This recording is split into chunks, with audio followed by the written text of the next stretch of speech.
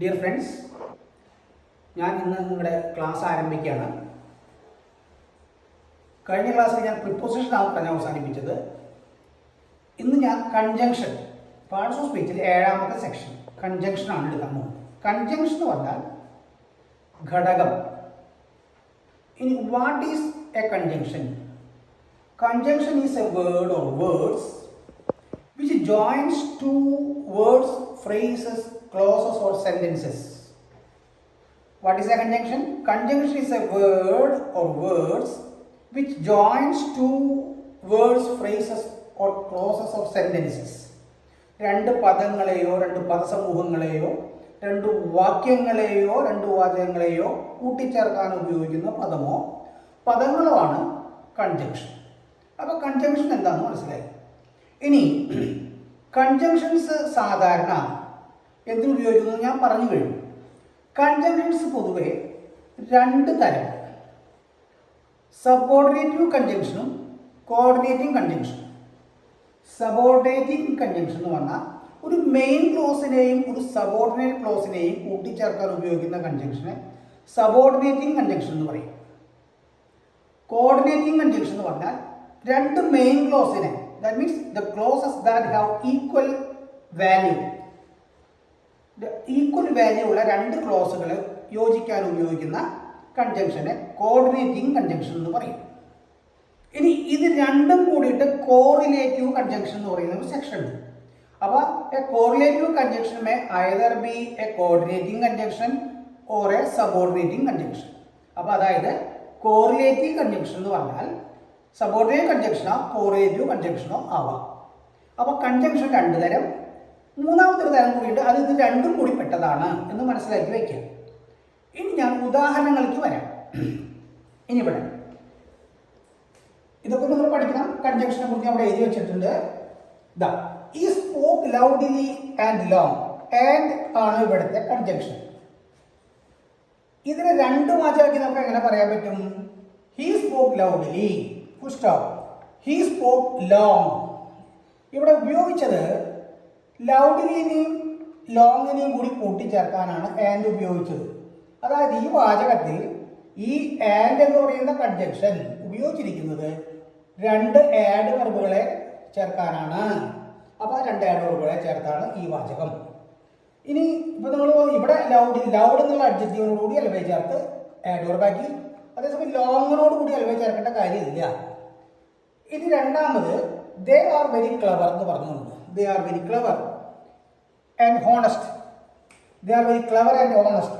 Clever എന്നുള്ളത് നാമവിശേഷണം, honest എന്നുള്ളത് വേറെ നാമവിശേഷണം. അപ്പോൾ here the conjunction and is used to connect clever and honest, to adjectives. Two adjectives are connected with or joined by and എന്നുള്ള conjunction കൊണ്ട് യോജിപ്പിച്ചിരിക്കുന്നു. Next question, next sentence, we can sit in the chair or on the bench. അപ്പോൾ in the chair എന്നുള്ളത് it is a ad or phrase. കാരണം എന്താ വെച്ചാൽ എന്ത് ചെയ്തു? കസാലയിൽ ഇരുന്നു. ഇരുന്നു എന്നുള്ള ക്രിയയെ വിശേഷിപ്പിക്കുന്നതായ ഒരു ഫ്രേസ്. അപ്പോൾ ഇൻ ദ ചെയർ, അല്ലെങ്കിലോ ഓൺ ദ ബെഞ്ച്. ഈസ്. അപ്പോൾ രണ്ട് വാചകമായിട്ട് പറയും. He can sit in the chair, full stop. He can sit on the bench. ഇതിനെ നമ്മൾ ഓർ ഉപയോഗിച്ച് രണ്ടും കൂടി ഒന്നാക്കിയിരിക്കുന്നു. രണ്ട് ആഡ്, ഒരു ആഡ് ഓർ ഫ്രേസ്, മറ്റൊരു ആഡ് ഓർ ഫ്രേസ്. രണ്ട് ആഡ് ഓർ ഫ്രേസിനെ യോജിപ്പിക്കാൻ കൺജങ്ഷൻ ഉപയോഗിക്കാം. അടുത്തത് യു ഒബേ യുവർ പേരൻസ്. രക്ഷിതാക്കളെ അനുസരിക്കുക, അല്ലാത്ത പക്ഷം യു വിൽ ബി പനിഷ്ഡ്. രണ്ട് ക്ലോസുകളെയാണ് യോജിപ്പിച്ചിരിക്കുന്നത്. അപ്പോൾ ഇങ്ങനെയുള്ള ക്ലോസുകളെയോ വേർഡുകളെയോ പദസമൂഹങ്ങളെയോ ക്ലോസുകളെയോ, ക്ലോസ് പറഞ്ഞ വാക്യങ്ങളെയോ കൂട്ടിച്ചേർക്കാൻ ഉപയോഗിക്കുന്ന പദമോ പദങ്ങളോ ആണ് കൺജങ്ഷൻസ്. ഇനി കൺജങ്ഷൻസ് രണ്ട് തരം എന്ന് ഞാൻ പറഞ്ഞു: കോർഡിനേറ്റിംഗ് കൺജങ്ഷനും സബോർഡിനേറ്റിംഗ് കൺജങ്ഷനും. Now I have given you a lot of coordinative conjunction, examples of coordinative conjunctions. At the same time, there are some subordinating conjunction like although, though, if, unless, so that, such that, no sooner than, before, after. But in these subordinating conjunctions, there are 2 or 3 correlative conjunctions. So, dash, dash, dash, that. Such dash dash dash that, no sooner dash dash dash then. ഇതെല്ലാം കോറിലേറ്റീവും കൂടിയാണ്. അപ്പം ഇത് കോറിലേറ്റീവും ആണ്, സബോർഡിനേറ്റിംഗും ആണ്.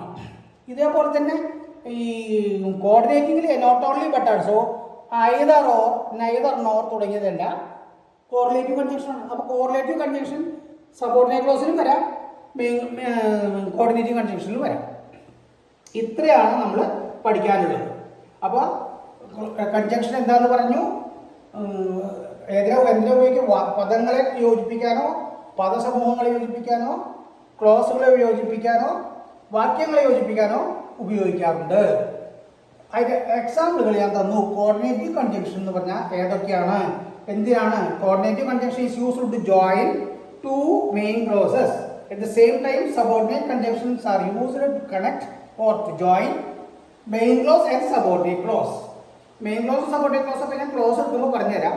ഒറ്റയ്ക്ക് നിൽക്കുന്ന a clause that stands on its own or independently, it is called main close.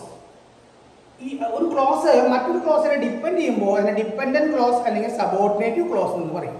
അത് ക്ലോസ് എടുക്കുമ്പോൾ കൂടുതൽ പറഞ്ഞു തരാം. അപ്പോൾ ഇത്രയും കാര്യങ്ങൾ നല്ലപോലെ പഠിക്കുക, ശ്രദ്ധിക്കുക, നല്ലപോലെ എഴുതിയെടുക്കുക, മറ്റുള്ളവർക്ക് ഷെയർ ചെയ്യുക, സബ്സ്ക്രൈബ് ചെയ്ത് എന്നോട് സഹകരിക്കുക. നല്ലൊരു ഗ്രാമർ എഴുതുന്ന വിദ്യാർത്ഥിയായി മാറാം. നിങ്ങളെ ദൈവം അനുഗ്രഹിക്കട്ടെ. നന്ദി, നമസ്കാരം.